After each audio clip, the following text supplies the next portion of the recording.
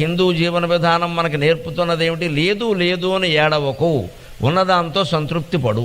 నీకు లేదు శివరాత్రి అని చెప్పు, లేక మానేశానని చెప్పొద్దు, కావాలనే మానేశానని చెప్పు, అంతే. అది గాంభీర్యం. అది ఆభరణాలు లేనటువంటి ఇల్లాలు, చేయించుకోలేని ఇల్లాలు కుటుంబ సభ్యుల దారిద్ర్యాన్ని బయట పెట్టకూడదమ్మా. పూర్వం వాళ్ళు ఎవరూ పెట్టేవారు కాదు.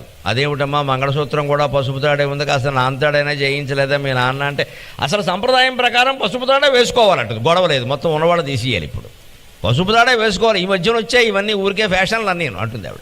ఇంతకీ విషయం ఏంటంటే ఆవిడకి చేయించుకునే స్తోమత లేదు, ఆ విషయం చెప్పదు. అదే తెలివి, అదే తెలివి. అలాగే నడిపించాలి సంసారాన్ని, అంతేగాని బయట పెట్టకూడదు విషయాన్ని. అసలు పసుపు తాడే వేసుకోవాలి, ఏం మాట్లాడతారు మీరు అని చెప్పాలంతే. నిజానికి సంప్రదాయం కూడా అదే కదా. అందరూ బంగారం వేసుకోమని అక్కడ మంత్రాలు ఎక్కడ బంగారం విషయం లేదు. ఇక్కడ పసుపు తాడే ఉన్నది లెక్క. ఆ రోజు కట్టేది అదే కదా. బంగారం తాడు ఎవరు కట్టరుగా, నిజంగా వివాహం నాడు కట్టేది పసుపు తాడేగా, దాని పేరే పసుపు తాడు. ఇలాగా నీ జీవితంలో గాంభీర్యాన్ని పాటించు.